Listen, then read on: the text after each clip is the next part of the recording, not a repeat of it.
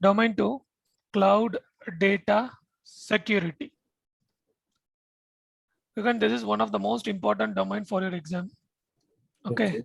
Because you'll be getting a lot of questions from this domain. Because among all the 6 domains, this is having the most highest weightage, right? 20% and 19% and they're going to be in the updated one. So now in the domain 2, when we talk about cloud data security, right? You can always refer the dummies book, right? That's good book, as well as the official book is also good, but a lot of extra content is there not needed. Let me tell you what are the important topics.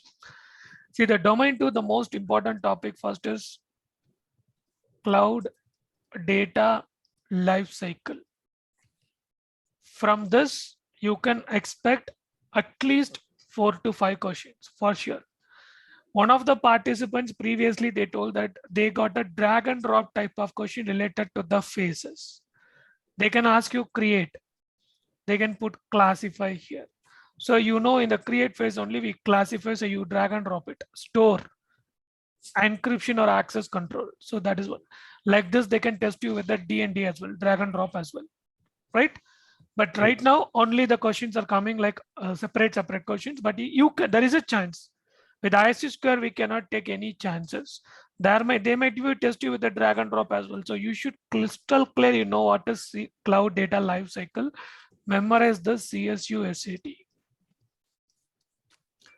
Create, store, use, share, archive, destroy.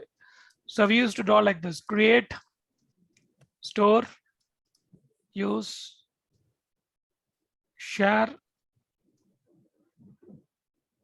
archive, and destroy. In short, you remember the CSUSAD. See, in the create phase, data owner is going to generate or is going to acquire a data from the data subject. The generation of the new data or acquisition of a data from the data subject happens from the create phase. Also, one more thing, previously this phase was called as create/update. Now we are not specifying update. We generally calling it as a create phase, but updation, alteration, modification happens in this phase. If any question talking about in the exam, which is the best phase to perform updation, alteration, or modification, it is create phase. Okay. People tend to go for use, no use, not in the use phase. In the use phase, we only make use of the data for some sort of transaction or processing without modifying it. Updation, alteration, modification, everything happens in the create phase. Also, in the create phase, once the data owner updates, alterates, or modifies, or creates or generates the new data, in this create phase only, we do the classification. Very important to classify and categorize the data. We classify the data based on the sensitiveness of the data. If this data gets breached, what is going to be the impact of it for the organization? If it is a top secret information kind of a data which got breached, it's going to create a very big impact. So based on the sensitiveness, we are going to classify the data. And also based on the criticality of the data. If this data is not going to be accessible for 1 hour for a particular process through which I generate the revenue, I incur a loss of $10,000. That is, this data is very critical to my day-to-day critical business process. So based on the criticality, they will plan for the backup frequency. This also they will do it in the create phase. They will not perform the backup, but the strategy and the frequency timeline of performing the backup will be decided in the create phase by the data owner or the business unit manager. Again, clear? What happens? Yes. So I just want to know that based on criticality, we need to plan backup, that is to the end state of create, correct? Yes. This might not come in the exam, but I just wanted to include it here. This is a CCSP concept, but know about it. It's good. Also, the question will be in the exam, the create phase related question will be, what is the best phase to perform the classification of the data? Create phase. What is the best place to alter or modify or update the data? Create phase.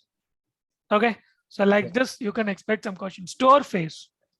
In the store phase, we put the data in some sort of. One second. So, do you see classification is also a security control? Classification is not a security control. Classification is an approach by which we implement the security control to protect the data. We implement the right level of control based on what? Based on the classification. Do we need the same level of control for top secret and secret or public data? No. Classification is a key, or classification is a process which we follow. By following the process, we implement the right level of controls to protect the data. Okay. So there will be no, what would be the security control in create phase? There is no control in create phase. Create phase is all about you are just coming up with the strategies, you're creating the policies and all. Policies comes under administrative control. Okay. Because in the create phase, as I'm a data owner or a business unit manager, if I have a data, I know what type of data it is, what type of sensitive level this data is, who is going to have access to the data.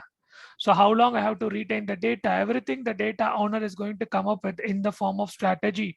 When we have the strategy in the form of policies, they come up with the data access policy, data protection policies, everything. So create phase, no control. Create phase is all about these things, two functions. Okay. Store phase.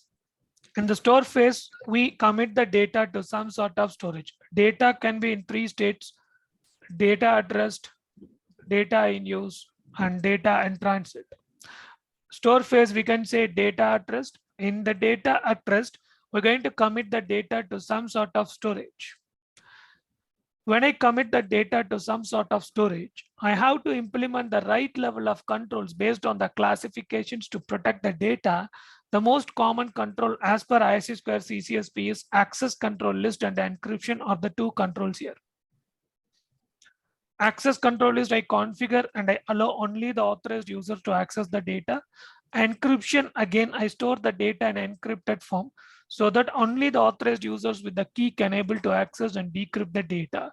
So access control list and encryption are the best and more apt controls in the store phase. Okay. This is all from CCSP ISC square perspective. And then data in use. So there might be a situation where I have to make use of the data. The most vulnerable state here is data in use. Why? Because I have encrypted data. And if I want to process the data in this application, which is running on the server, this application has to fetch the encrypted data, fetch the keys, and both the keys and the encrypted data will be stored in the cache of the memory of the system. And it is going to decrypt, and using the decrypted data, it is going to do the processing. So there is a chance if an attacker has compromised the system at the authority level, a root level, he can able to dump the content of the memory. By that, he can able to have access to the keys which is stored in the cache. So that is why they used to say data in use is the most vulnerable state. So protecting the system, protecting the application, securing the application which is processing the data is also one of the key considerations here. In data in use, as per the ISC square CCSP in the exam, if they're asking about the controls, they're talking about your IRM and DLP in use. These are the controls. Information right management, data loss or data leak prevention, a data in use state. These are all some of the controls which I can implement to protect the data while it is in use. Again, clear? Okay, what about logging and monitoring can also be a control in use? Yes, logging and monitoring you can do, but in the exam they'll ask you only IRM and DLP, so you have to go for it. Logging and monitoring is also one of the things which you can implement. So you can see who is accessing the data and all this kind of things. You can do logging and monitoring as well here, for sure. But in the exam, they'll ask you what are the appropriate controls which can be implemented in the use phase. There will be 4 options. One of them will have DR, IRM and DLP. So that is a right one here. Share phase. There might be a situation where I have to send the data between two parties, sender or vendors or consultant or my team members. So at that time, data is going to be in transit. So the most appropriate control here I can do is VPN with IPsec to send the data securely, HTTPS, as well as DLP data in transit I can do, as well as DRM, because I can configure the DRM or IRM on a file and I can send that file as well. So that wherever it goes, it will be protected. So these are all some of the optimum controls which you can implement in the share phase. VPN, HTTPS, DLP data in transit, and then DRM or IRM. And then it goes to the RQ phase. RQ phase is long-term storage. So based on what we're going to argue the data based on business requirement plus the retention policy. This retention policy is based on the business requirement, also the regulatory requirements. Because I'm handling a type of data which is a healthcare data, which comes for US citizen, which comes under HIPAA regulation. The regulation says that we have to store the data for 7 years in the RQ phase. So I take up the business requirement, I take up the regulatory requirement, and from that I'm creating the retention policy. So retention policy is based on the business as well as the regulatory requirements. So based on the retention policy, I'm going to retain the data in the RQ phase. When we push the data to the RQ phase, also here, we have to consider certain factors. What are those? What format I'm going to store the data in the RQ phase. Whether this data is used for any BCDR strategy. How long it is going to take for me to retrieve the data from that particular RQ storage. Can I implement the controls or same level of controls to protect the data while it is in RQ phase or not?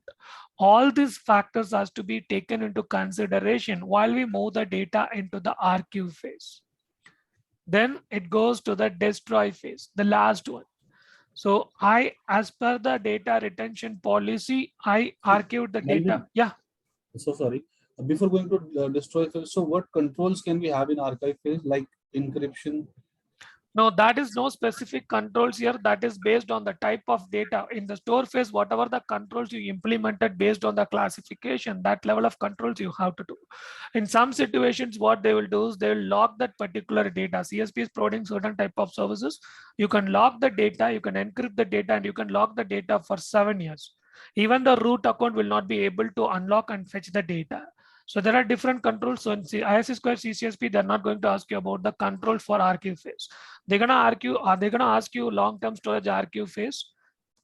These things they can ask you the factors, because controls again it is based on different factors. Whatever the controls implemented in the store phase for the data, even though if you are not using the data, it falls under the top secret category, right? So same type of controls and the lock you will implement. Okay, destroy phase. In the destroy phase, there are different ways we can do the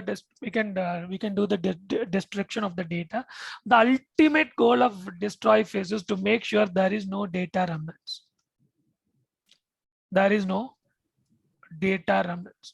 They can test you like this. What is the ultimate objective of performing a data destruction?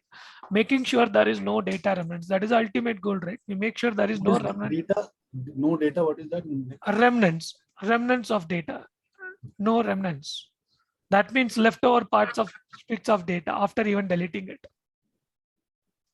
Okay. So you have a data, you deleted the data, but there are some parts of data still there. So I can retrieve the data. This is we call as a remnants. So making sure there is no data remnants. Okay. So ultimate objective and goal of destroy phase is to make sure there is no data remnants. Here in the destroy phase, there are many ways we can destroy the data: physical destruction and logical destruction.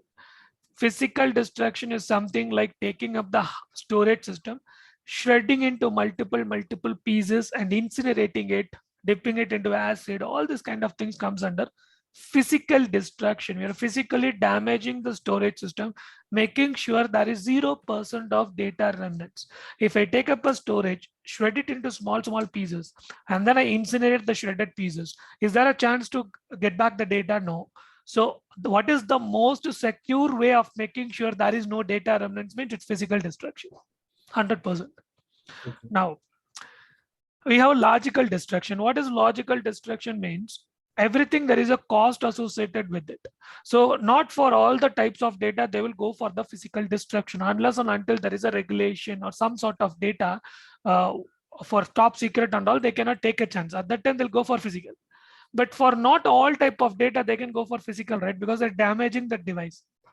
So cost factor is involved in that. So they go for the logical destruction. Logical destruction means if you have a data here in the disk, if you press normal delete, what will happen? Actually, this particular data will marked as writable. In that location will marked as writable. And then they will remove the entries in the MFT table, master file table. But actual data will be there unless and until you overwrite the data in that location. So if there is some guys, right, forensic people, what they can do, use some customized or use some specialized tool to recover the data. That is why normal deletion or shift plus delete is not going to work out. Very easily they can recover the data. That is why in the logical destruction they come up with the concept called as overwriting. What they did here is, okay, you take up the storage, write null values again and again and again multiple times on top of the drive, making sure there is no 0% data remnants, making sure there is 0% data remnants. So that is what we call it as overwriting. I have a disk, I take up that disk, I write zeros and one zeros and one zeros and 36 times as per the Department of Defense policy, making sure there is no data remnants. Nobody can able to recover the data. That we call it as a logical way of destructing the data. But we can reuse the disk. But in the physical destruction, we cannot reuse the disk. There is one more thing as well, just for your information. That's called as decausing. That means we take up the magnetic storage system, magnetic storage drive, put between two strong magnets. Because of the magnetic effect, it's going to create the impact on the files and file system. It's going to corrupt it. This we call it as decausing, because it's going to create some sort of decausing effect to corrupt and delete the files and file system in the magnetic storage system. That is called as decausing. This people used to call it as physically removing the data by applying some magnetic force, magnetic field on that particular magnetic storage system. It's not in the exam, huh? Don't worry. Only they'll ask you physical and logical. Also, one more thing. In the cloud, we have certain terminologies which is mapped to that cloud data security lifecycle phase. I'm sure that in the use phase, we have an emerging technology which is called as homomorphic encryption. Hope you remember this. What is it? Which do the encryption in the application or database? No, I'll tell you. See, 1 minute. Yeah. See, when I say homomorphic encryption, as I told you, the use phase is the most vulnerable state because they're going to use the decrypted data for processing. But in the homomorphic encryption, it's an emerging technology. There is no use case and all. It's an emerging technology. Homomorphic encryption, I'm going to use the encrypted data itself for processing without decrypting it. That we call it as homomorphic encryption. In the exam, this is a sure question. They can ask you, what is the process of using the encrypted data itself for processing without decrypting it? What is this concept is called as? 4 options. The right one is homomorphic encryption. Now clear? What is homomorphic encryption? You are just using the encrypted data itself for processing without decrypting it. That is the concept of homomorphic encryption, which comes under emerging technologies and which is one of the best control while the data in use. But it comes under the emerging technologies. Now, clear, Gagan, what is homomorphic encryption? This question 100% comes in all the CCSP exams. Next one. In the destroy phase, if any question talking about what is the most recommended and suggested way of destroying the data in the cloud, if there is any question like that, the answer is crypto shredding or cryptographic eraser. Don't confuse, either one thing will be there. Not two things will be there for sure. Either one thing will be there. Any question in the exam talking about what is the most suggested recommended method of destroying the data in the cloud, 4 options. They will test you like giving 4 options. One might be a crypto encryption, one might be crypto delete, something like that. And other one option will be surely either this or this. Not two will be there, don't worry. Either this or this. If crypto shredding is there, go for that. If crypto shredding is not there, go for cryptographic erasure. So we have a data. So what they're actually doing is when you move the data to the cloud, you encrypt the data and you put that encrypted data to the cloud. Now, I'm just deleting the key which is used to encrypt the data. Without the access to the keys, no one will be able to make use of the data. That we call it as a crypto shredding or cryptographic erasure. We encrypt the data, we delete the key which is used to encrypt the data. With no access to the key, there is no use of having the encrypted data. That we call it as a cryptographic erasure or crypto shredding. Again, this is a 100% question. Okay, they'll test you with these 2 questions for sure.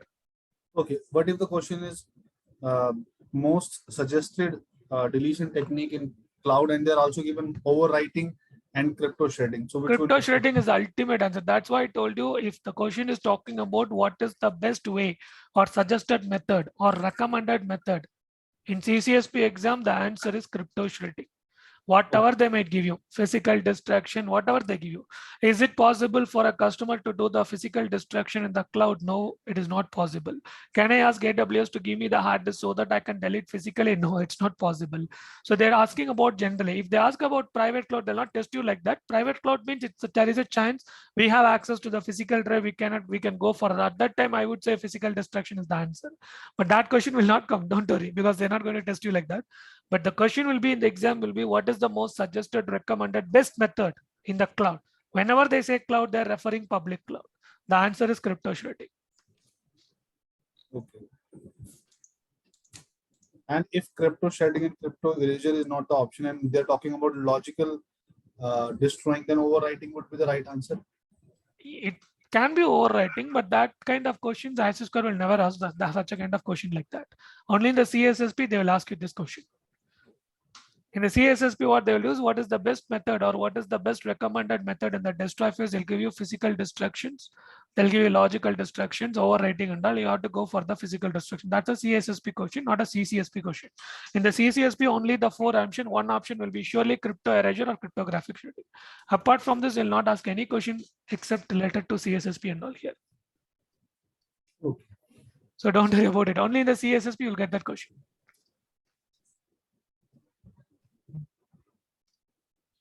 Now, the most important topic, okay, the most important topic in domain 2 is data security strategies and technologies. Before that, I'm sure that in infrastructure as a service, we have 2 types of storage system. One is volume and object. In platform as a service, we have 2 types of system. One is structured and unstructured. In software as a service, we have file and system storage and content and file storage system. But this is not important, right? This will not come in the exam, but have an idea about, yes, infrastructure as a service, volume is nothing. It's a virtual hard disk, which we discussed during the training. It's a virtual hard disk, which is being mapped to that particular VM. Object is a storage system where we upload the files. Files means Word document, PPTs, audios, videos. These are all called as objects. So that we call it as object storage. These objects, which we put it into the storage, in object storage in the cloud, it will stored in the format of key value pair along with the metadata information. And then in platform as a service, we have structured, which is a relational database management system where we can store the data in a highly organized, normalized format, and which is related to each tables inside the database. That's what's called as relational database management system. Unstructured data, unstructured storage, where we kind of use a database where we store the data which cannot be stored in a normalized or formalized and structured way. For example, now we have many databases where we can store files, files, PPTs, videos, and audios. That all comes under unstructured database. SaaS, everything is taken care by the CSP. In 2 forms, they are exposing it. One is information and file management. Other one is content management. No question related to that, but you have to know about, yes, What is the two types? Volume storage and object storage. Okay. I have a virtual machine. Okay. And for creating the virtual machine, I have the images. Images can be stored in ISO format or OVF format. Which type of storage will be utilized by the CSP to store these images? Images can be stored in object. Perfect. This question, they'll try to test you. They'll try to test you from the images. We are going to spin up the virtual machines. These images will be utilized, or these images will utilize what type of storage on the CSP backend? Or the CSP will utilize what type of storage to store the images from which we spin up the virtual machines? That is called as an object storage. From this particular images, we try to spin up the VM. At the time of spinning up the VM only, we create the virtual hard disk, which is logically mapped to that particular VM as a hard disk drive. Clear? Yeah. This question you can expect, man. That's why I just discussed this. The most important topic in domain 2 is this one: data security. And what we can generally store in volume. Volume is what? Virtual hard disk. In virtual hard disk, what you can do? You can format the hard disk and you can install the operating system. And installing the operating system, you can install application and data you can store. Same thing, right? It's a virtual hard disk. It's a logical disk, which has been mapped to the VM. If any question talking about an on-prem, we have a system and I want to exactly replicate the same structure. I want to replicate the same file system. The answer is volume storage. Because in object storage, you don't have the ability to format it and install the operating system and all. It's just an object. You put the object, you fetch the object using console or API calls. Okay. Got it, right? So data security strategies and technologies. Okay, very, very important, Gagan, this one. I'm sure that for this, you please refer Dummy's book. Dummy's book as a good thing. What is the topic? Domain 2, data security strategies and technologies. From this only, you'll be getting the questions. So refer Dummy's book. It's a very good reference. And one more thing. First thing, they're talking about encryption. Encryption and key management. So when we talk about data security strategies and technologies, these are all not specific to cloud, not at all specific to cloud. These are all some of the technologies which we already implement on our on-prem solutions, but we are trying to implement the same solutions in the cloud platform to protect the data, to achieve the right level of CIA, confidentiality, integrity, and availability. Now, when I say encryption, here we are talking about cryptography or crypto system. There are three elements inside this cryptography. I'm sure that in the book you would have read it. Encryption engine, the data which we want to encrypt, and the key to encrypt it. Correct? These are the three components of cryptography. Yes. So encryption engine is where you input the data along with the key which generates the ciphertext. The reverse of it is called as decryption, where we input the ciphertext, get the plain text. So I'm sure that you are already aware about it. It's not in your book, but in CCSP exam, they're checking for 5 years of information security experience. So they're gonna test you in symmetric and asymmetric. I'm sure that you are aware about it, right? I'm aware, but I now forgot. Okay. In symmetric encryption, you are going to use the same key for encryption and decryption. For example, Bob is there. Alice is there. Bob wants to send some data to Alice. And what he's doing is he's encrypting the key. He's encrypting the data with the key and he's sending the encrypted data to Alice. Once Alice receives the encrypted data, she has to decrypt it. Encryption is what? Taking up a plain text and taking a plain text, converting that into a ciphertext with the use of a key.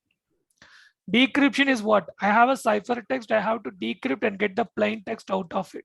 For that, Alice needs a key. In symmetric key cryptography, we are using the same key for encryption and decryption. One of the issue here in the symmetric key encryption is, if I want to send the encrypted data, I have to share the key with the allies as well. So I can send the key along with the encrypted data, but there is a concern. Mallory is there.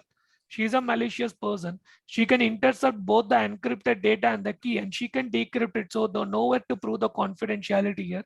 So key exchange should be out of band. Some other ways I have to exchange the keys. So that is one of the concern in symmetric key cryptography. There are some algorithms which we use. DES is one of the example of symmetric key cryptography. And then we have RC4, and then we have AES.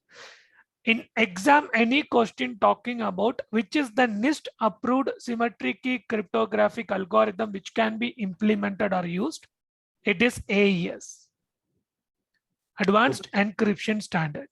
It might not be in your book, in the dummies book or any book, they'll not have this kind of topics, but in the exam, you can see these questions. Also, in the exam, any question talking about an encryption algorithm, symmetric key cryptographic algorithm based on Rigendel cipher. It's called as Rigendel cipher, Rijndal, Rigendel cipher, and NIST approved. It is AES. The answer is AES. Any question in the exam talking about symmetric key cryptographic algorithms which only consumes low processing power, it is AES. AES is a block cipher. It's a 128-bit block cipher with varying key sizes. 128-bit, 192-bit, 256-bit keys we can use. Here, any question in the exam talking about, as per the NIST, what is the effective key size which we can use with AES is AES 256-bit key. Okay. These kind of questions you can expect in CCSP, man, not in the books. Okay. Okay. So they'll test you like this only. ISU square, huh? Crazy guys there. Okay. So this one you have to know. In symmetric key cryptographic algorithm, AES is the NIST approved one. 3 varying key sizes, 128, 192, 256. What is the effective key size which we can use as per the NIST? 256-bit, which is secure. And then it's a block cipher, 128-bit block cipher. It is based on the cipher algorithm called as Rigendel. And it is a NIST approved one. Low processing, it is AES. Processing power. It's all about symmetric. In asymmetric key cryptography, both the parties, for example, in asymmetric key cryptography, we have Bob, we have allies. Okay. For every entity, we'll be generating 2 keys. One is public and other one is private key. Public and other one is private key. So now Bob is having a data. Now this data, Bob wants to send it to allies, but make sure that only allies can able to access the data. So he wants to encrypt the data. For encrypting the data, what Bob is doing is he's requesting the public key of allies. Allies, send me your public key. Public key can be shared with any entity involved in the communication. Private key will be stored in a secure location, which is only accessible to that user. Same thing for Bob. Public key can be shared with any person or any subject or any entity involved in the communication, but the private key is only accessed by that particular entity. Now, Bob, to do the encryption, he is requesting the public key of allies. Allies is happily sharing her public key. Here is my public key, Bob. And once Bob get the public key, he's using the public key of allies to encrypt and get the encrypted data and is sending the encrypted data to allies. Once she have the encrypted data, only in the world she can able to decrypt it with the corresponding or relative private key. She used the private key to decrypt and get the actual data out of it. So that's what we call it as asymmetric key cryptography, where one key is used for encryption and other relative and other key is used for decryption. Same key cannot be used for encryption and decryption. For example, I'm using encrypting with the public key of allies. Can again I use the public key of allies to decrypt it? There is no option for that. Only the relative private key can be able to decrypt it. That is what we call as an asymmetric key cryptography. Again, there are many advantages, there are many disadvantages in each of the algorithms, symmetric or asymmetric. Here, we cannot implement this asymmetric key cryptography for bulk data encryption. It's very resource hungry. It's going to consume some time. All these kind of things are some of the concerns and disadvantages. In asymmetric key cryptography, in the exam, if they're talking about as a cloud security professional, as a CCSP, give us some suggestions. Which is the best asymmetric key cryptography algorithm which we can implement in the mobile devices? The answer is ECC. Okay, it's not in the book. The exam question will be there. The answer is ECC. Why? Because in the mobile device, we will have the low processing power, as well as it's going to have the low bandwidth. If any question talking about low processing power, low bandwidth and all, memory limitations and all, or any question talking about best encryption, asymmetric encryption, which we can implement in the mobile device, it is ECC, elliptical curve cryptography. Because with small key sizes, we can achieve great strength in encryption, great stronger cryptographic encryption compared to RSA and other things. So that is why we prefer ECC. Again, clear? Yes. They will test you like this, man. It's not in the book. Just note ECC. Asymmetric means ECC. Symmetric means AS. Just remember that for the exam. Very easily you can answer it. ECC asymmetric, right? Yes. ECC is asymmetric. Any question in the exam talking about asymmetric mobile device, low processing bandwidth and all, blindly just select ECC. Any question in the exam talking about symmetric key cryptography algorithm, NIST approved, low processing overhead, which we can implement in the software, it's AES. What is the effective key size as per the NIST in AES? AES 256-bit. Like this, remember this keywords highlights, that is enough. These two questions, they can test you in the exam. Okay. Now, when I talk about encryption, now you know what is encryption. In the dummies book, if you open the dummies book on your side, you can see they talk about the encryption components. They talk about what is encryption, some of the challenges in encryption, right? Some of the challenges in encryption. When we talk about some of the challenges in performing the encryption in the cloud is a multi-tenant environment. Whenever we perform encryption and decryption, the keys might be cached in the memory, which is in a multi-tenant environment. There is a chance somebody can do some kind of side channel attacks to fetch the keys. That is one of the concern. Second thing is, whenever we perform encryption and decryption, there is a computing power involved in that. For everything in the cloud, they're going to charge us for how many CPU cycles you consume and all this kind of thing. So cost is also one of the consideration factor before you go for encryption. See, many people, when you talk to them about protecting the data, they'll always say encryption, encryption, encryption. Encryption is one of the best solutions to protect the data. It is not only the one solution, because there are a lot of factors you have to consider while implementing the encryption. Encryption is effective only if you have the proper key management. True. If you don't have the proper key management, encryption is not effective. Now, when I talk about encryption, this might not be in your book again, right? It is not in your book.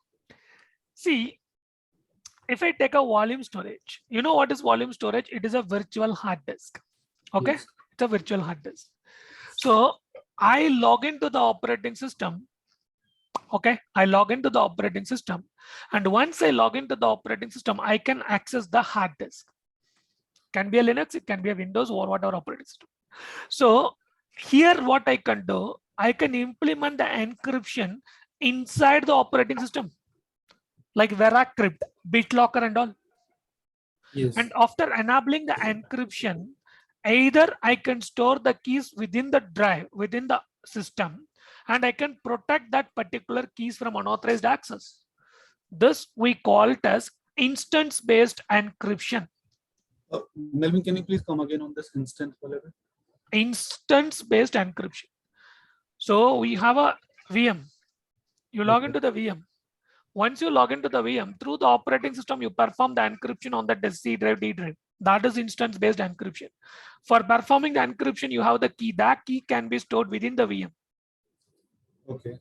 Password protect. That we call it as an instance-based encryption. Within the instance, you're performing the encryption. Okay. Either it can be using BitLocker or either it can be using VeraCrypt. Also, one more option is there. Once you implement the encryption within the operating system, You can store the keys in the virtual TPM, which is now provided as a service by the CSP. Okay, virtual TPM, trusted platform module. This is not there, huh? Just for your information. So this we call it as an instance-based encryption.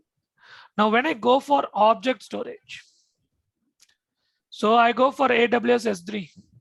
Okay, S3, it's object storage service, or Azure Blob, whatever it is. For the customer, I can go for client-side encryption. I can encrypt the data and I can only store the encrypted data in the cloud. This is called as a client-side encryption. So if I go for the client-side encryption, I can apply the concept of SOD, which stands for separation of duties or segregation of duties, because I'm using the key management server on my on-prem and I generate the keys.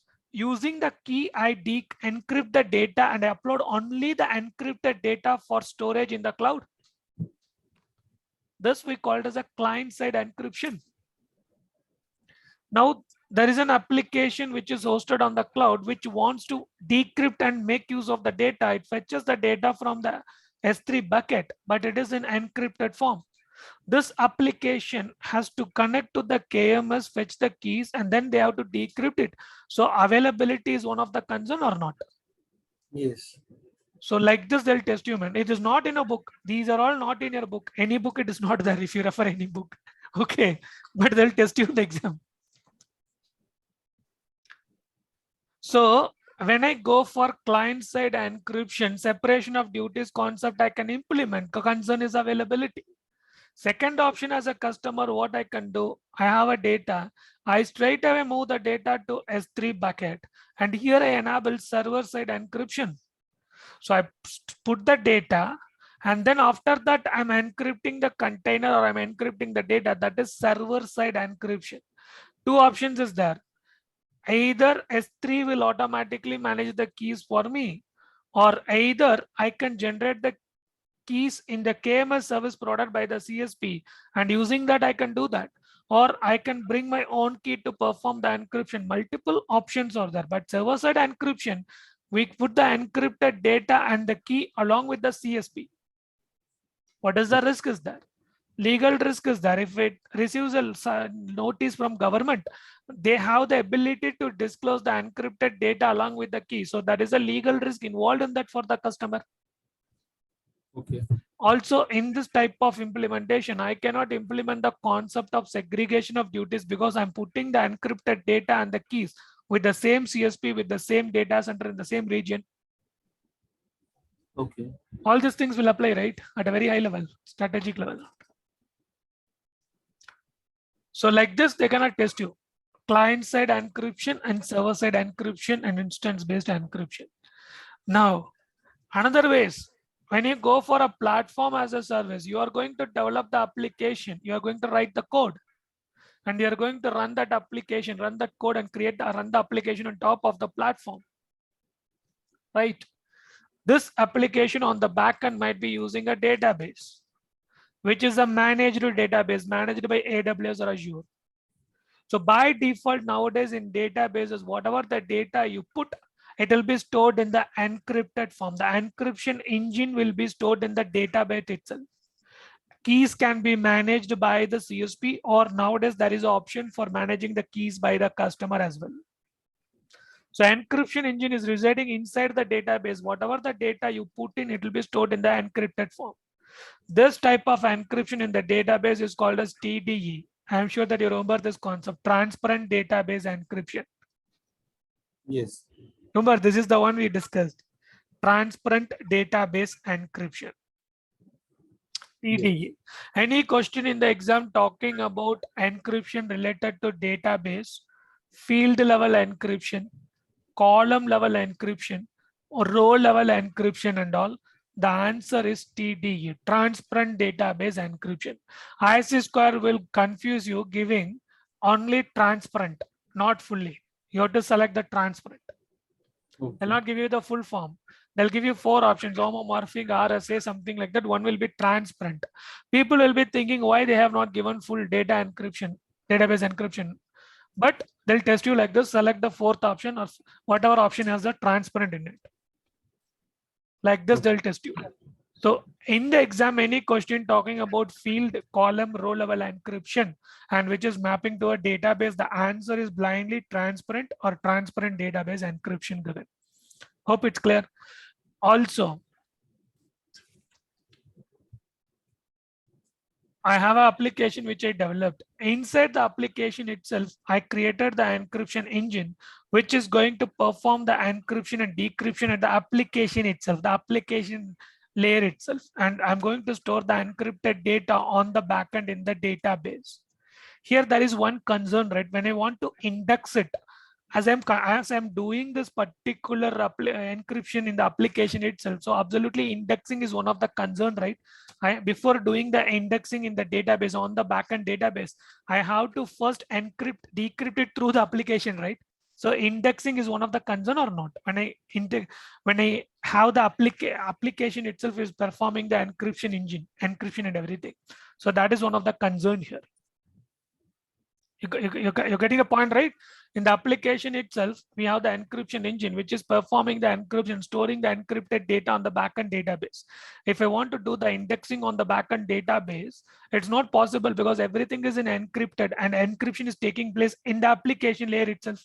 So indexing is one of the impossible right here, one of the concern, right? Like this, they're gonna ask you this question. If they ask you, indexing is the answer. Okay. Like this, they're gonna test you in encryption. It is not only in the dummies book and other books, they only talk about encryption and key management at a very high level. I think 1.5 pages content, right? But it is what in the exam you'll get these kind of questions. I'm sure that now you get any question related to this, from this only you'll be getting the question. I'm sure that you'll be able to answer it. Yes.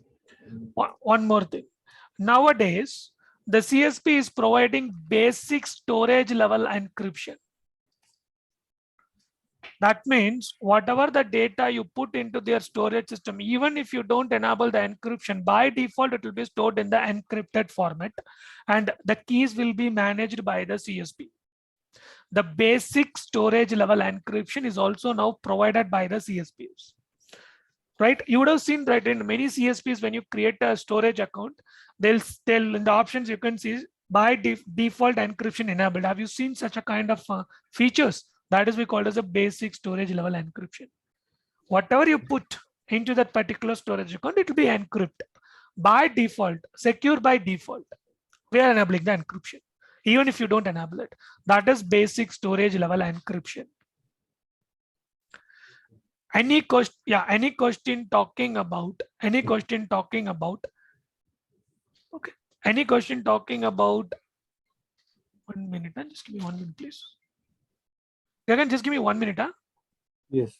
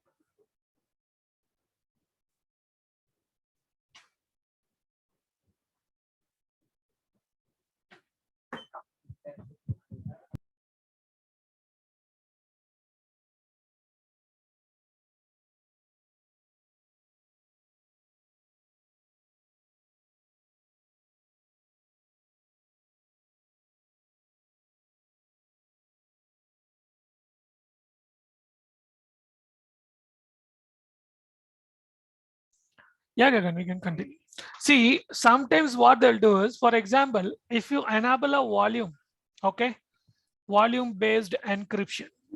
Volume, you know, in a virtual hard disk, we are enabling the encryption through the operating system, right? Yes. And the keys can be stored on the virtual TPM. Will it protect against? Will it protect against the CSP admin doing some sort of physical theft against this particular thing? Yes. Why means? Because if you know, right, if somebody in the CSP data center, the administrators get hold of this physically, if they have access to this particular hard disk, particular storage system, right, where we created the logical hard disk and all, they cannot able to check what is the content of the data, right? It is not possible, right? Only through the OS we can decrypt it, right? Yes. So like that kind of a scenario based question and all they will ask you. But once you understand what is volume based encryption, what is object storage based encryption, you can answer these kind of questions. I'm sure that now you'll answer these kind of questions in the exam. Clear, right? So in volume level encryption, volume storage encryption, customer holds the key, right? Yes, customer holds the key. Also, the keys can be stored in a virtual TPM. TPM, you know, it's a service, right? Trusted platform model. It's a physical chip. Now in the CSPs, what they're doing is they're providing as a virtual TPM as a service, which will be stored in a secure location in a virtualization platform. So even if a CSP admin can access the storage drive, right, at a very physical level, they cannot directly access the data which is stored here, because we enabled volume storage encryption. Using the OS only they can log in and they can decrypt and fetch the data. Yeah.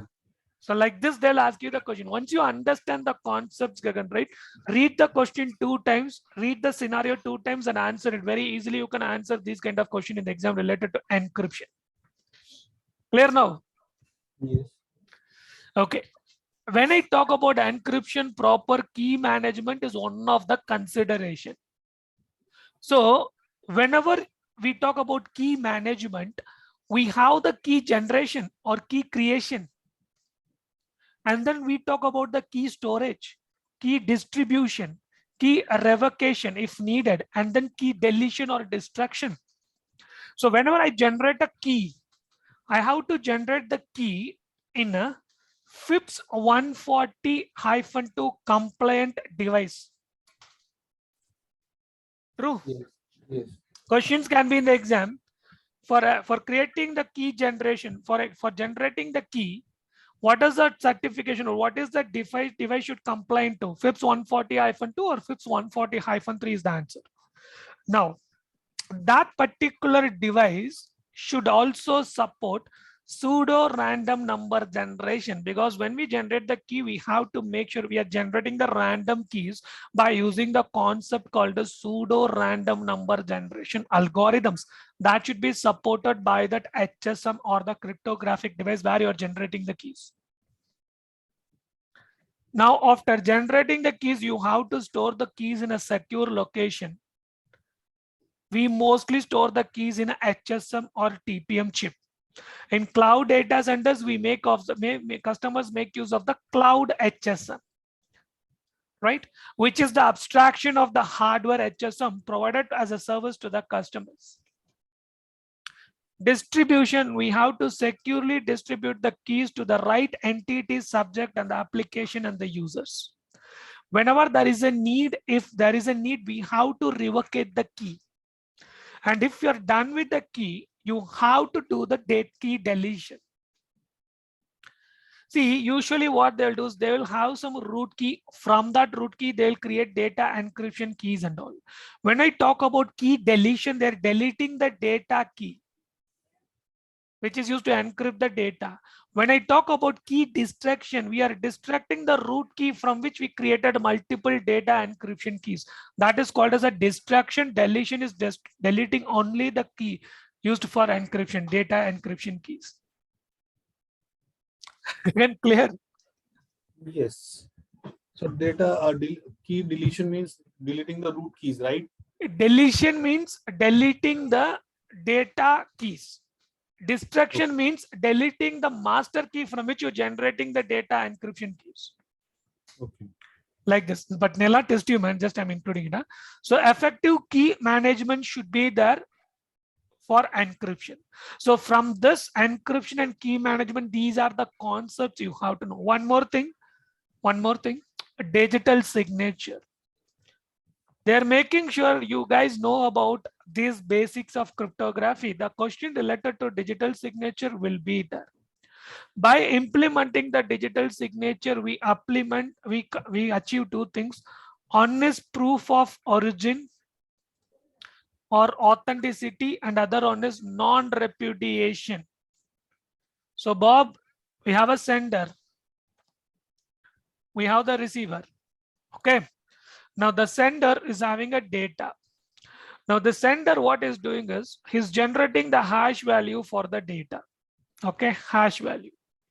And what is doing is encrypting the hash value with the sender's private key. By doing that, we generate a digital signature. So now we are sending the data along with the digital signature to the receiver. Receiver now have the data along with the digital signature. Now DSV, digital signature value. Now the receiver, what is going to do is he or she is going to generate the hash value for the data. Also, it is encrypted. This particular hash value is encrypted with the sender's private key. So now she is going to, or he is going to decrypt this particular digital signature using the sender's public key. And now she has the exact hash value matching, both the hashes are matching. Then what is proved here? Integrity is proved here. Also, by applying the digital signature, receiver will get the confirmation that it is actually sent from this particular sender one, because he used his private key to sign this particular hash value. That proves proof of origin and authenticity of the data which the receiver has received. Second thing is the sender cannot say that he or she didn't send the data. Why? Because the private key is only accessible to that sender. So they cannot repudiate. So it proves non-repudiation as well. So by implementing the digital signature, what we can achieve? That is a question. Like this, they'll test you in cryptography. Now clear, Gagan? This question is there. That's why I explained it to you. It's not in the book, but it will come. Now, encryption by default at heart provides confidentiality only. So to prove the integrity, what is integrity? Trustworthiness. You trust me, you trust ISC square, you trust us when you're taking the exam, right? So that's integrity. Integrity is trustworthiness, completeness, accurate of a particular data, particular information. For example, you want to invest in some shares, right? You just check some website called as marketshare.com, and then you see some share value. You trust this website because they have to make sure this is the accurate reflection of the share value. Based on that only you decide and take a decision of investing in that share. So integrity of that information is very important. Nobody should have the access to modify it in an unauthorized way. So integrity is very important, right, for everything. So integrity, to prove the integrity, we have a concept called as hashing. In any question in the exam talking about proving the integrity, what is the concept? It is called as hashing. It is called as hashing. So I have a data. Okay. For this data, I'm generating the hash value. When I send it to you, Gagan, right, I'll be sharing the data along with the hash value. Once you receive the data, you will take the data, you will generate the hash value, and then you will check whether both the hashes, whether Melvin sent hash and you generated hash is equal. If it is equal, that means integrity is there for the data. It proves the completeness and accurateness of the data. So how they generate the hash value? Using a concept called as hashing, using something called as hashing algorithm. Some examples of hashing algorithm: MD5, SHA-1, SHA-2, SHA-3. MD5 and SHA-1 is not recommended. Why? Because it is vulnerable to vulnerability called as hash collusion vulnerability. Okay. Two different words will generate the same hash value. That is a vulnerability called as hash collusion. So that is why it is not suggested to use this. Any question in the exam talking about what is the best suggested or recommended hashing algorithm, secure hashing algorithm to use is SHA-3. Okay, this is the one. Remember this. In the exam, there can be a question related to this. It is SHA-3. Again, clear? Hashing. Okay. Yes. They will ask you, man. Surely they'll ask you, what is the secure hashing algorithm, suggested hashing algorithm, which we can right now use? The answer is SHA-3. Just blindly go for SHA-3. 4 options will be there. One will be SHA-1, SHA-2, other will be MD5 and SHA-3. Just go for SHA-3. And know what is hashing, what is hash value, and what is hashing algorithms. Remember this, hashing is one way. Hashing is one way. Hashing is nothing. Even if I have a 1 TB of file, for that file, if I use a MD5 hashing algorithm, it is going to generate a 128-bit hash value. This is just the computational value for the representation of this data. If I give you this hash value, if I ask you to bring back the original data, is it possible? No. That is why hashing is called as a one way. Right? I just give you some oranges and ask you to make orange juice. And I'm asking you again, bring back the oranges from the orange juice. You'll say, Malvin, are you crazy? It's one way, man. Same thing here. Hashing is one way. The good hashing algorithm should possess one of the character called as avalanche effect. Okay? Avalanche effect. What is it? When small changes will create a big impact. Even if you change one small dot or one single comma, it's going to ultimately generate a different hash value for the data. That we call it as an avalanche effect. One small thing can create a big impact. Every hashing algorithm should possess this character called as avalanche effect. Again, clear up to this? Yeah. How was the domain 2, man? Good? Yeah. Okay. You're very calm today, that's why. DLP. Okay, DLP. So far you prepared, right? Can you able to map everything, whatever you studied so far to the discussion? Yes. Okay, then that's good, man. That's good. DLP, a data loss or data leak prevention. DLP, when I say DLP, when I talk about DLP architecture, there are 3 components in DLP which you have to know. One is discovery and classification. Discovery and classification, monitoring and enforcement. Okay. Absolutely. You cannot skip any topic under data security technologies and strategies. Absolutely, you'll be getting a lot of questions related to that. Okay. Now, DLP is also one of the technology. It is one of the strategic approach by using a DLP technology to protect the data. DLP, when we talk about the DLP architecture, we have the 3 components here. Discovery and classification, monitoring and enforcement. What is discovery? See, if I want to protect, if I want to implement the control to protect the data, first of all, I have to have the visibility about the location of the data and which place, in which type of storage my data is stored, in which location. So for that, what I have to do, I have to conduct the discovery. Discovery is a process to find instances of data. That is discovery. Yes. Discovery, I can perform the discovery by using different techniques. What are the techniques? A label-based discovery, metadata-based discovery, content-based discovery. Label-based means whenever I create any file or data, I name that file as something like CC 14/7/2022 like this. So by checking the label itself, I'm following the organization's way policy of creating the files by adhering to certain labeling policy. So now if the discovery, by doing the discovery process, I'm able to identify, okay, the name of the file is CC. So credit card data in this date they have created. That is label based. One of the fastest way to do the discovery. Label based. Metadata. Have you seen, right? For example, you have a Word document, you right click properties. Can you see some information about this document? Like when it was created, when it was lost, accessed, how many bytes, how many words, how many characters, all these things we call it as a metadata. Data about data. By analyzing the metadata, we discover what type of file it is. That is metadata based discovery. Content based discovery is they will analyze the actual content inside the file or inside the database, and they will find out what type of data it is, what type of file it is. That is content based discovery. And it is one of the slowest way, true or not? Because we are analyzing each data separately, one by one, each content separately. That's why it's called as the slowest way of performing the data discovery. Whenever we talk about data discovery, one of the most important characteristics to perform the effective data discovery is, first of all, we have to have the quality of the data. When I say quality here, I'm talking about the accuracy of the data, completeness of the data, everything. True or not? Yes. A question will be something like that. What is one of the major drawback when we perform data discovery?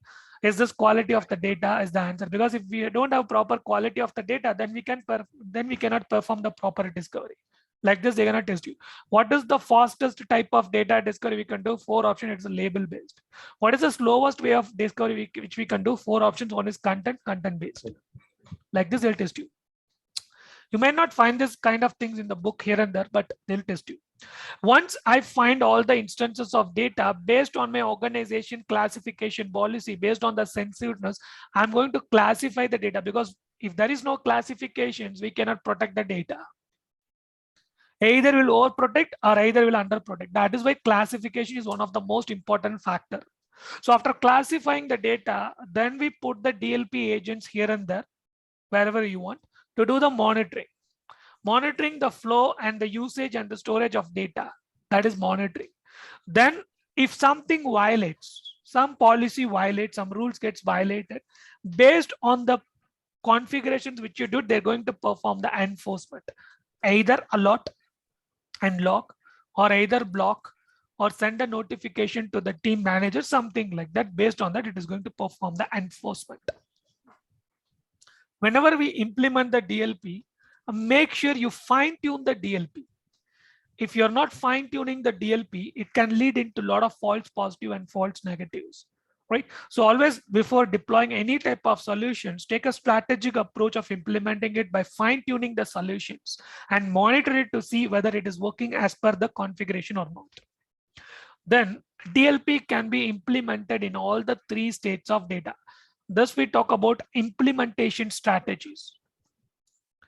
Implementation strategy. DLP can be implemented at data at rest, data in use, and data in transit. In data at rest, where I'm going to store the files, in the storage system or in the workstation or the file server, I'm going to implement the agent. That is data at rest. Data in use, at the client device, at the client side workstation or at the client endpoint device, I'm going to install the agent. Whenever they fetch some data, whenever they try to send some data, this agent is going to do the monitoring. In your official laptop, you would have seen that. Whenever you try to send some content, right, to some third-party email address and all, the agent will give you a pop-up saying that not authorized, blocked, something like that. That is at the client side, endpoint workstation, endpoint device. Data in transit, data flows from this network to outside the boundary of the network. I put the solution here at the network parameter at the gateway. So whatever the traffic goes, it goes, analyze every email, and then it forwards. That is data in transit DLP solutions at the network parameter level. They can ask you a question like, we want to implement DLP as one of the solutions to protect the data. So we want to implement the DLP solutions while the data is moving in and out of the data center. So what is the optimum, or what is the best place to implement the particular DLP while the data is in transit? 4 options. One of the option will be at the network parameter. So you have to select that. Like this, they'll test you. Implementation related questions as well as DLP architecture related questions, they're gonna test you. Clear, Gagan? This one. What would be the question around implementation? Implementation, where you're going to, for example, if I want to protect the data while it is in storage, where I have to implement it, at the workstation or at the file server. If I want to protect the data while it is in use phase, where I have to implement the DLP, at the client workstation or the endpoint. Like this 4 options, you have to select the right one.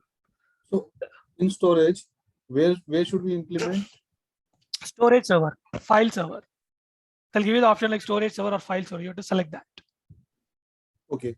And what kind of it would it be work in when data is in store, file server storage? So DLP, host based DLP or network based DLP would work? See, when I talk about storage, you're putting that you're putting the DLP agent in the file server or the workstation where the file is stored. It's a host-based DLP. It's not a network-based DLP. Okay. And in use case? Again, use case, you're installing the DLP agent in a host, right? So it's a host-based DLP.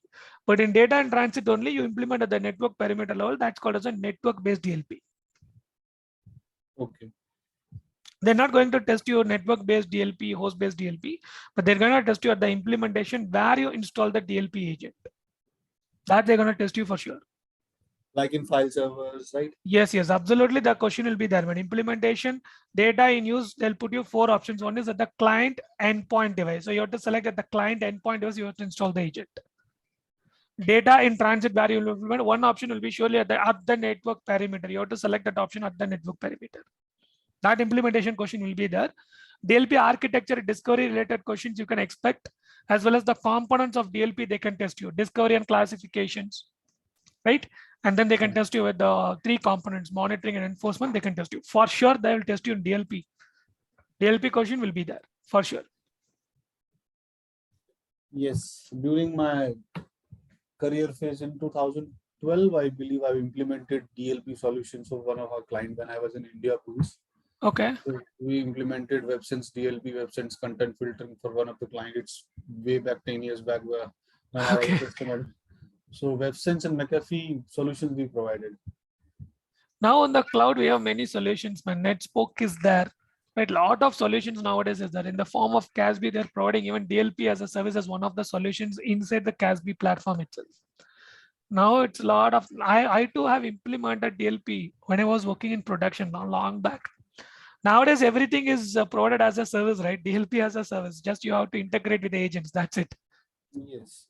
Previously, until we have to configure everything, right? I still do remember those days where I have to write the rules, where I have to integrate everything manually.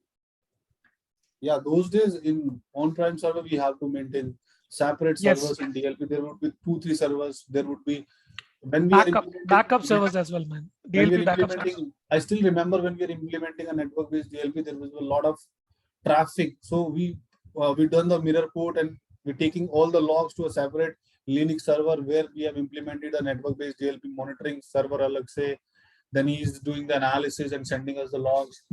There were a lot of challenges during that. 10 years back, the technology was different. Now is different. Yeah, ultimately different, man. Another 5 years, 10 years back, whatever you're saying is correct, right? We offload this to another server, and then we will filter certain logs, we will sanitize certain logs, we'll normalize it, and then we'll push it to some sort of analysis system separately.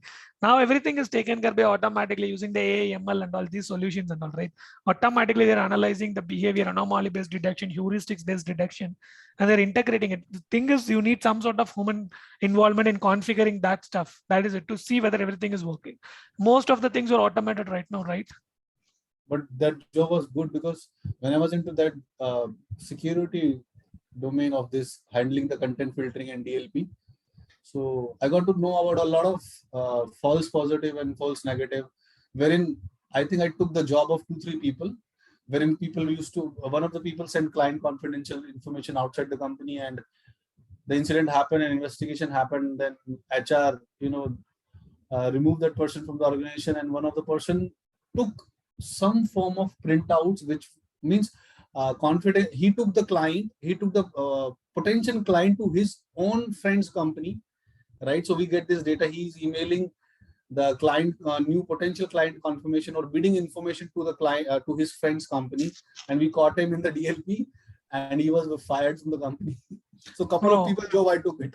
The couple of incidents which you just now discussed, right? It's against the company law, man. It's against the company policies. Yeah. Even the company can sue them in a civil suit as well, for sure. But that time they just fired them. Yeah, it's very illegal, man. It's very illegal. Even they didn't fire. They HR very polite. HR asked them to leave. You do the registration. Otherwise, if we terminate you, you will not be able to get the job anywhere. We ask you to leave. Politely, they ask you to leave. They give the resignation. They went.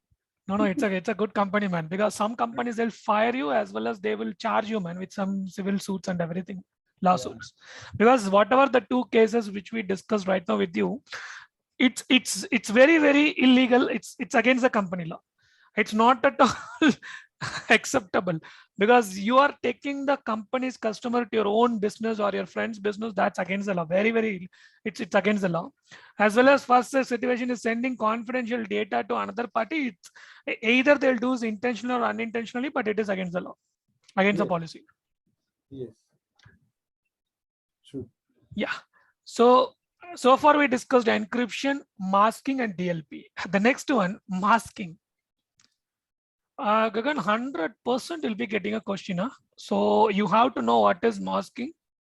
People used to call it as anonymization. Anonymization is achieved by using the concept of masking. So what is masking? General idea about masking. You would have seen masking in many places, man, right? For example, once you receive the credit card bill, have you seen they will not put the full credit card number on the bill? They'll put XXXX something like that and last 4-digit one. Have you seen that? Yeah. This we call it as masking. They anonymize the sensitive credit card number with the concept of masking. Even if I have access to your credit card bill, can I able to bring back the original credit card number from this masked data? It is not at all possible. This is one example of masking.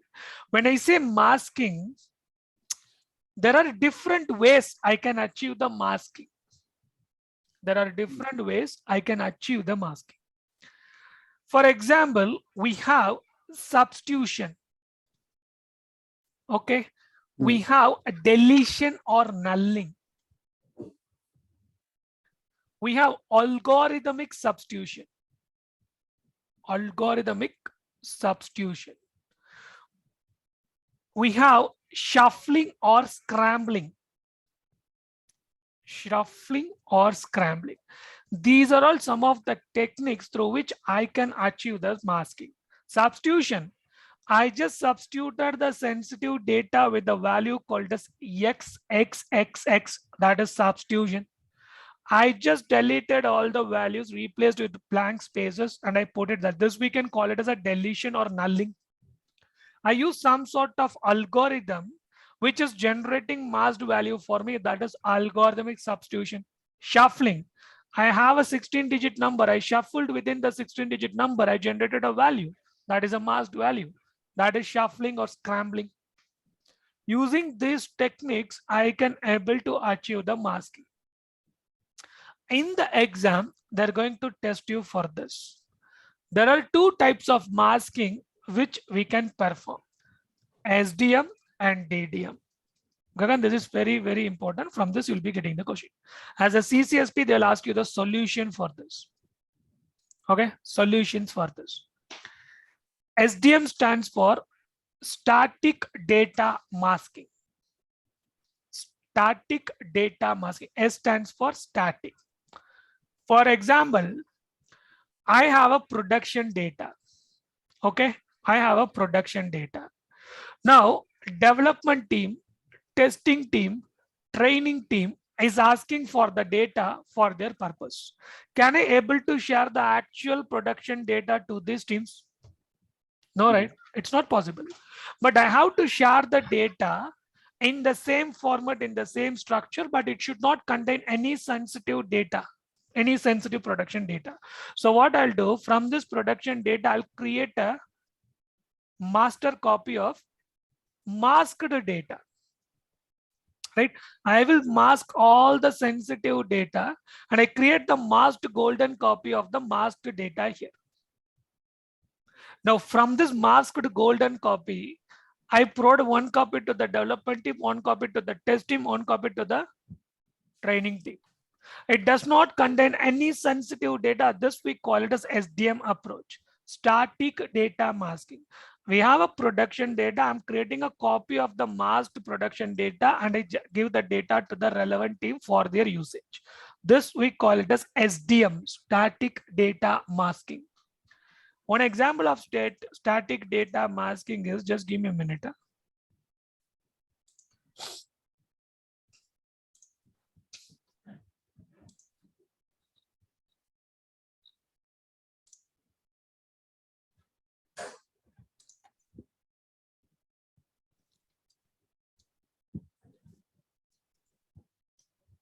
This one will give you a very good idea.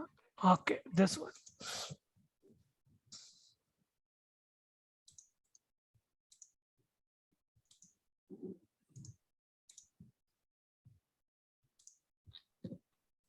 If you scroll down, can you see the example of static data masking? We have a production data. From that, we are creating the masked golden copy of that production data where we mask all the sensitive data and we provide the copy to the requested team. Development team, testing team, and training team. If I just scroll down, you can see it is an unmasked data. It's accurate data for John, Elliot, Sylvia, and then Ruth. But after masking it, I just apply some sort of shuffling or scrambling or something like that. It looks like an actual data, but this Paul Taylor is not the actual data for Paul Taylor. This is a masked data. Now it's clear? Yes. Now, what is DDM? Dynamic data masking. In the exam, they will ask you something like, when I say DDM, it's called as dynamic data masking. It's also called as on the fly masking. On the fly, we are going to apply the masking. For example, there is a security analyst who is trying to fetch some data from the backend database. He tried to execute some SQL query. In this actual database, we store all the sensitive data. But when this analyst tried to fetch it here, it is sending back the response, but the proxy layer, database proxy layer, I just configured the rules. Based on the rules, it just masked some of the information and give that masked information to the analyst.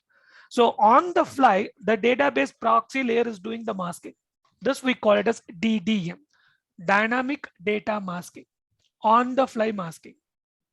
Okay, they can give you a scenario like this. They can ask you what type of masking solutions they have implemented. You have to select DDM. This picture will give you a good idea, right? That's why I just included this picture here. That is a difference between SDM and DDM. For sure, you'll be getting one question related to this, as well as they can ask you question related to the masking. Okay, clear? Yes. And what come under SDM means substitution, shuffling. See, they're not going to ask you such a kind of question, but when I want to create when I go for SDM, you can go for shuffling, you can go for substitutions and all. Okay. I substitute the name with, for example, I have a name called as Melvin. I substitute the name with user 1 for Melvin. I substitute the name for Gagan with user 2. That's a substitution. Or I have a Melvin, I have Gagan, and then date of birth is something, like this, other numbers. But what I'm doing is, while creating the mask Melvin, and then I'm using Gagan's date of birth with Rom's Aadhaar card number. So it's a kind of a shuffling we are doing, right? It's not accurate information for Melvin. Yes. Like this, they can do that, right? But they're not going to test you like this, but they'll ask you the solution. In which solution I can go for SDM, for which solution I can go for DDM. Okay. Next one is also important topic, but it's a very basic topic. They're not going to ask you anything very depth related to the tokenization. Tokenization. Any question in the exam talking about replacing the sensitive value with a non-sensitive value, and whenever there is a need, I can map it back to the sensitive value. The answer is tokenization. Okay. The answer is tokenization. We used to give an explanation for tokenization. Right? You go for a hotel, right? You go for a pub, right? What they'll do, they have the valet parking. You give the car key, these guys will park the car, and for that they'll give you one token, right? Yes. One card. Once you come out of the pub, when you come out of the bar, right? You give the token, right? They will fetch that. They'll bring back the car to you. So this particular token, we can say, to map it back to the car. That is the same concept applied in tokenization.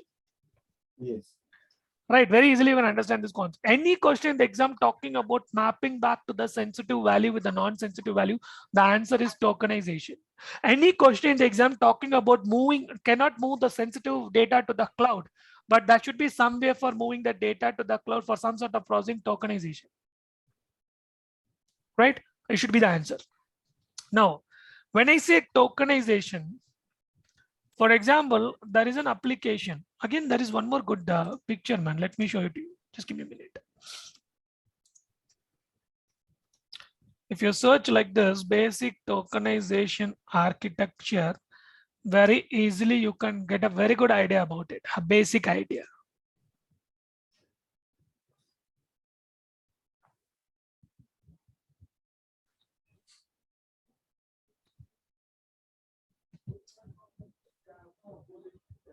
Okay, now if you where is this picture? Yeah, now if you see on the right hand side, basic tokenization architecture, this application is going to collect some sensitive data.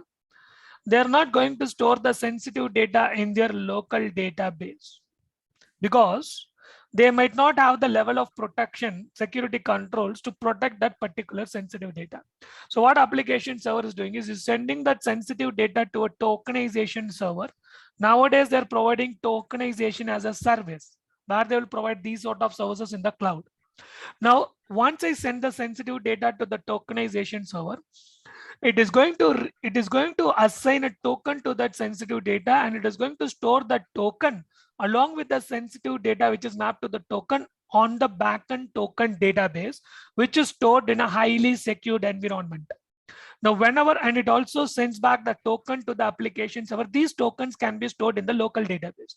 Even if somebody have access to these tokens, can they able to get some actual data from the token database? No, they have to perform the authentication. All these kind of things is there. So now when the application wants to process the sensitive data, it sends the token, authenticate with the tokenization server, it fetches the sensitive data, provides it to the server for processing. This is the basic tokenization architecture, Gagan. Clear? Yes. Now the question in the exam will be something like mapping back to the sensitive data. Don't go for masking. It is tokenization. Many participants in masking, you cannot revert back to the original data. I'm just giving you some credit card number like this. Can you able to map it back to what number it is? No, nobody can do that. Right. So that is why tokenization is the answer if any question talking about mapping back to the sensitive data. One more thing. PII. Personally identifiable information. We have two types of PII. One is direct identifier and other one is indirect identifier.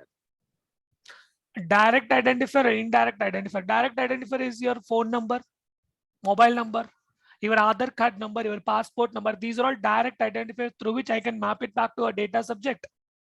Indirect identifier is your demographic information, might be your general location. With that, I cannot map it back. You're saying that you're from Bangalore. Can I trace it back? You are from which place in Bangalore like that? No. Because you generally say Bangalore location, right? How can I map it back? It's an indirect identifier. But now what attackers are doing is, attackers are trying to collect all the indirect identifiers for a subject. They correlate and aggregate all the information. By that, they try to identify the subject. That is also one of the attack they are doing, data aggregation kind of attack, by collecting a lot of indirect identifiers. To protect this direct and indirect identifier, we use the concept of masking and anonymization. Okay. Because credit card number is your direct identifier. What we are doing? Yeah. Credit card number is your direct identifier. We do the masking. Right. Even in the social networking sites, when you create an account, there is an option called as privacy and security options, right? So you can disable your location. Even in LinkedIn, you can disable certain features so that nobody can able to search you, right? Yeah. That's we can call it as a anonymizing as well, anonymizing your information from others. Like this, different ways we can implement to protect the data, right? From this, you will be 100%, Gagan, you'll be getting a lot of questions. And if you understand whatever I discussed with you right now, very easily you can answer these questions for sure. Okay. Then the last one, we have DRM and IRM. Okay, what if the question they ask you, what is the best technology to be used in PCI industry? So it would be tokenization or a masking? In PCI DSS and all, they use tokenization. PCI DSS, one of the standard recommendations, tokenization, but not that kind of question they'll ask you, man.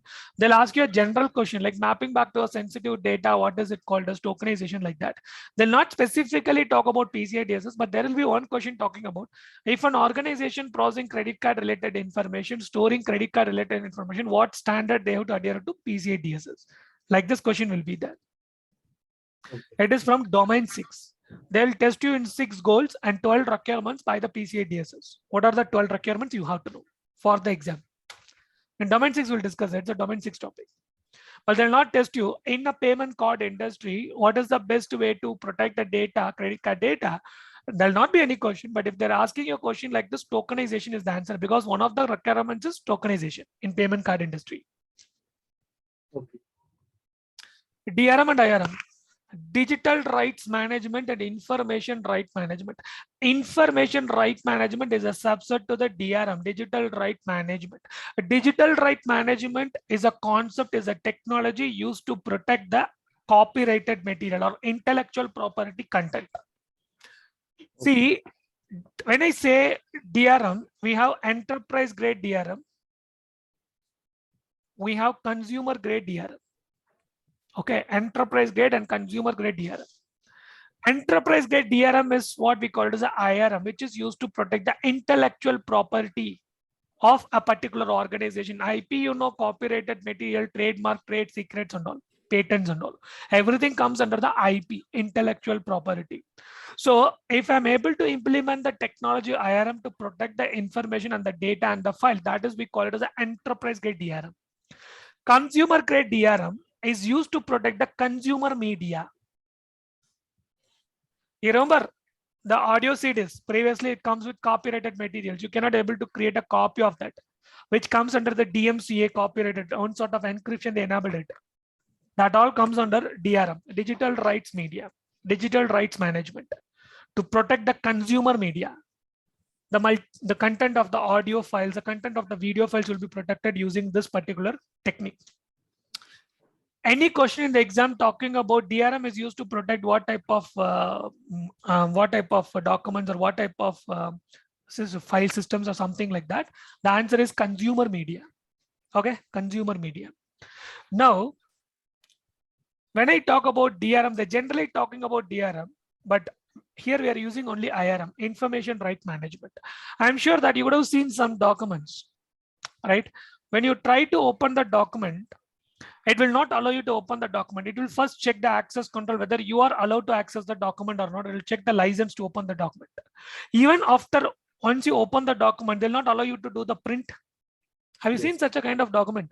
They'll not allow you to modify the document. These are all protected under DRM, which is called as specifically called as IRM. Wherever the file or wherever the data goes, an extra layer of access control will be attached to the document, attached to the file. So wherever the data goes, security also follows the data. Any question in the exam talking about DRM, how it works, adding an extra layer of access control on top of the data or the document or the file. By that, we make sure we only allow the authorized or authenticated users to access the file. It is a small agent inside it which checks with the server, with the server to check whether this is an authorized user or not. And also with the implementation of this DRM and IRM, there are a lot of advantages is there. We get the centralized visibility about the usage of the file, because I'm sharing the document with you. I get the logs here. I can see who has opened my document, right? Centralized control I have. If I want, I can revoke the permission. Automatic expiration after 1 year, this will not work out. Have you seen some documents like that? When you register for a course, 1 year they'll give you the access. After that, if you try to open that PDF, you'll say you're not authorized to open that. Pay for it. Automatic expiration. All these things are some of the features of DRM and IRM. What is one of the best control? What is one of the control in DRM and IRM which we cannot get it in other security controls? Answer is print. Print control. In DRM, IRM, we can able to control, right? Printing control. But in other security technologies, it is not there, right? This question is there, man, in the exam. Okay. The last.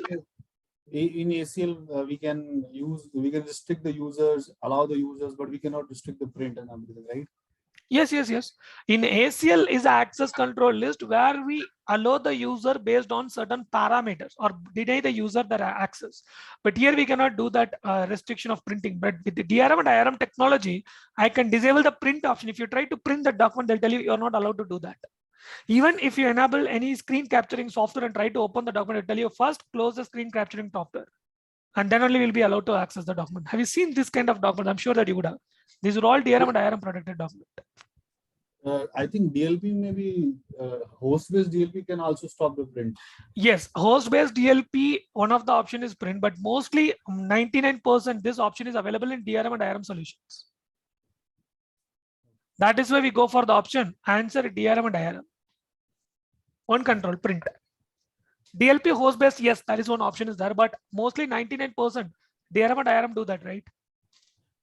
Okay. That So is why the like, answer is yeah. yeah, got it. The answer is DRM and IRM, right? So these are the important topics in domain 2, Gagan. Apart from this, logs. You'll not be getting question related to the logs, but some questions, what I'll tell you, what type of questions you'll get. See, as a customer, what type of logs I can expect from the CSP? Again, everything is based on the contract. Any question talking about what type of logs you can get from the CSP, on what basis you will get the assurance that you will get these kind of logs is always based on the contract. Remember this, always based on the contract. Whatever is specified on the contract, that level of service will be provided to the customers. Again, this is very on the service model, in infrastructure as a service, in platform as a service, in software as a service, what type of logs I can expect. In infrastructure as a service, as a customer, we have the most control. So here I can expect the operating system logs, the application logs and the data logs, as well as my tenant related logs, as well as if possible, I can ask my VM underlying virtualization stack logs if possible. These are all the logs I can expect as a customer. In the platform as a service, I'm developing my code, I'm writing my code. So for the application, I can get authentication, authorization logs. If possible, platform related logs, as well as the billing logs.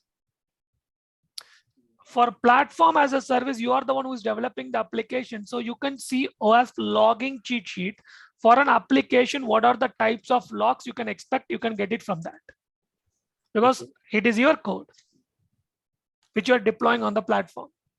So you're running that application, the application generated logs, everything you can get it.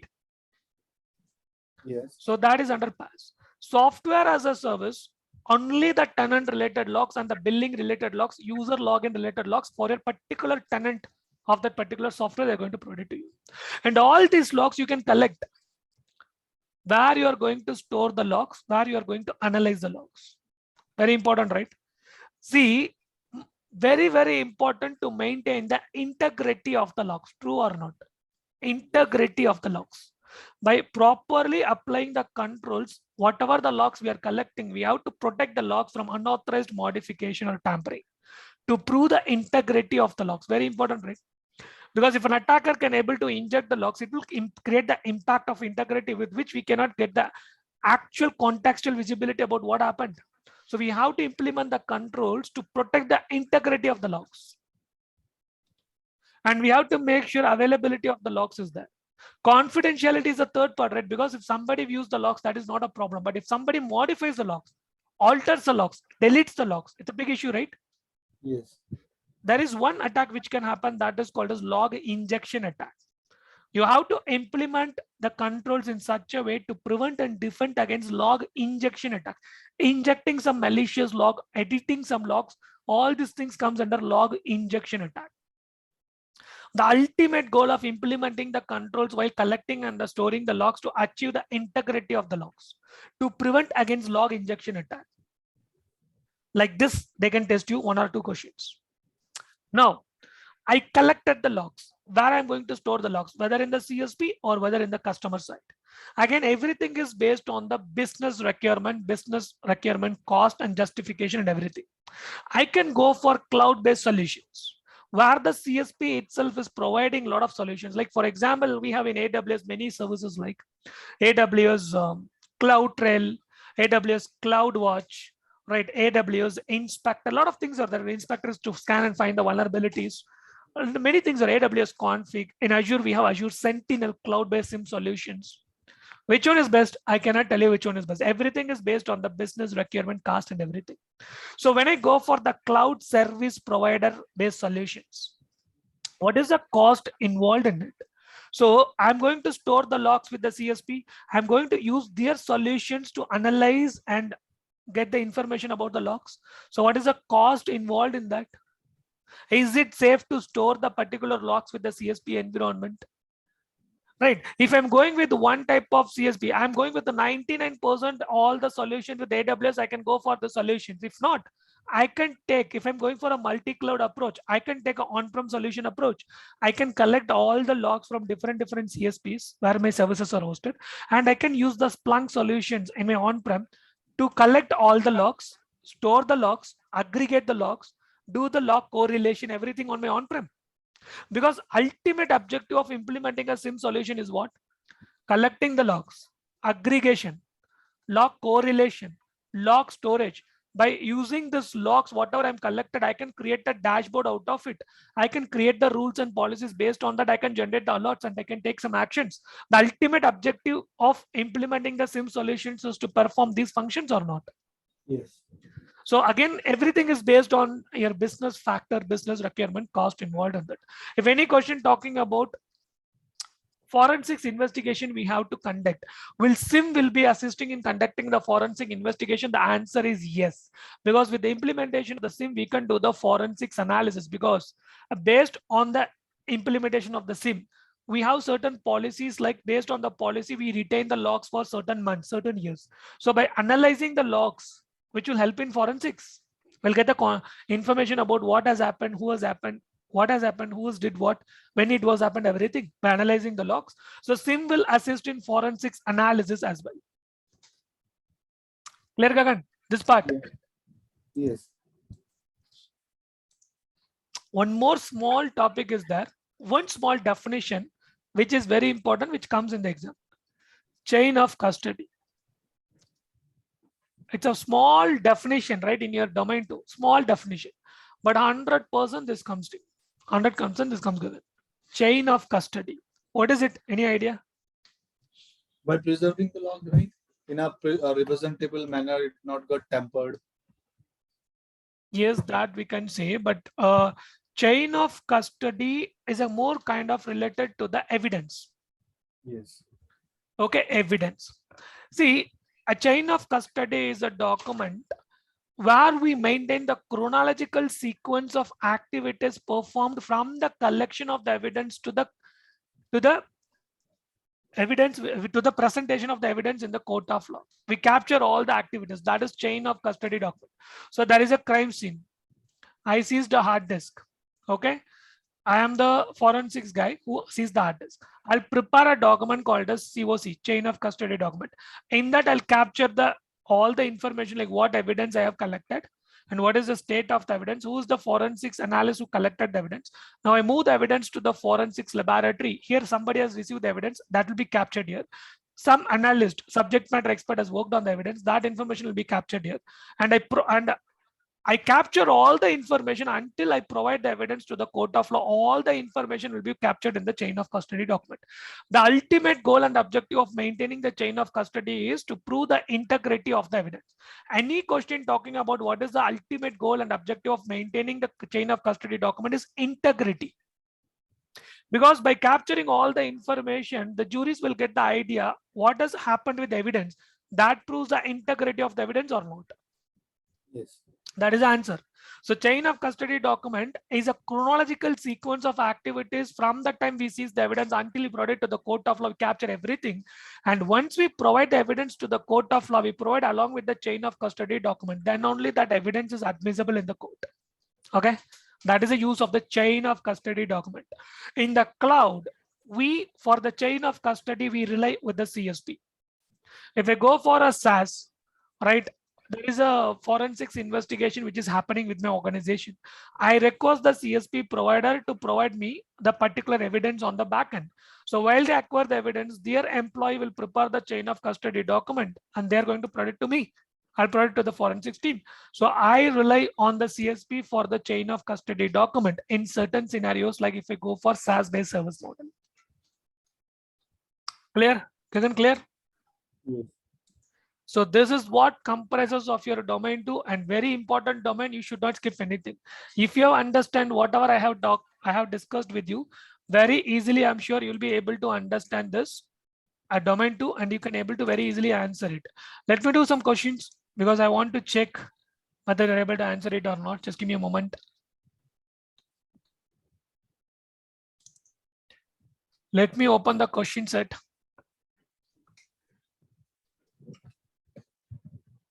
Just give me a minute. Yeah, no problem. I'll take it.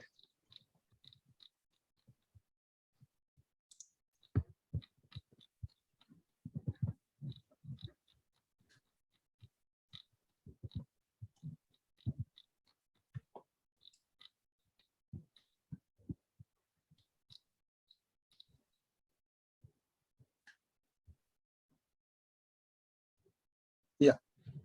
15th one. It's a very general question. CCSP have been tasked to reason for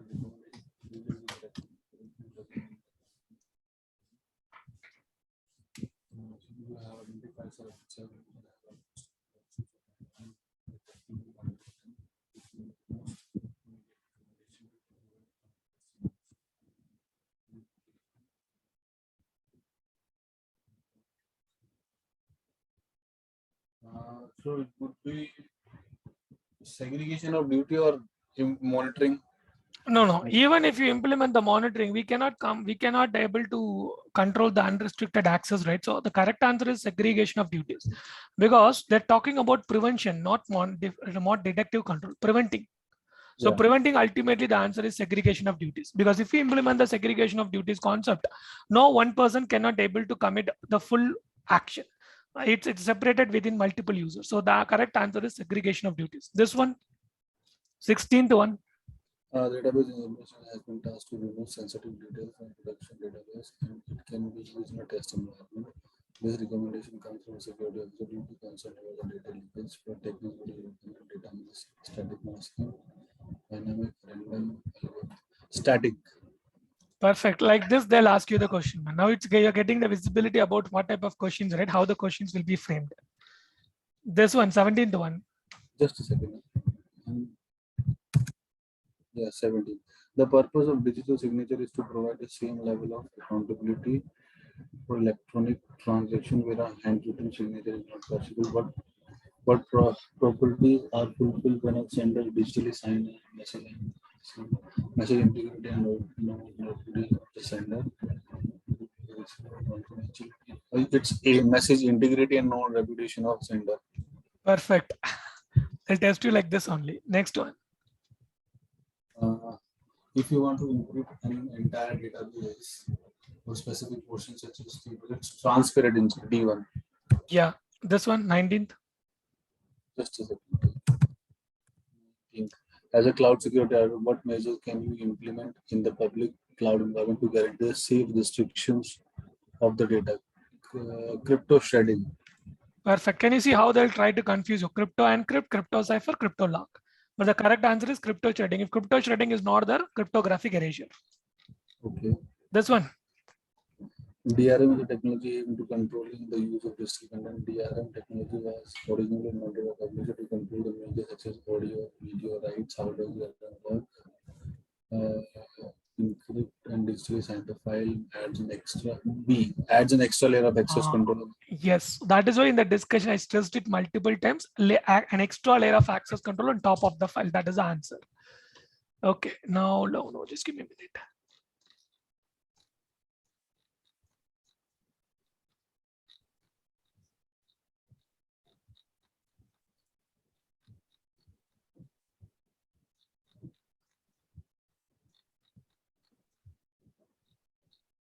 Okay, this one, 47th question. This is an exact exam question, man.